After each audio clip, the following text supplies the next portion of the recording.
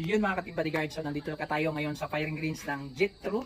Okay, so nandito tayo dito natin sa sample, iputok to sa firing range. Okay, so itong bag na to ay galing sa Imtic. Okay, so Imtic. So ito po yung bago. Ito po yung bagong labas nila na bag na quality. So ito yung quick draw. Ito po ang quick draw niya. So ipit na po siya, parang magnet lang. Ganyan. Bunot.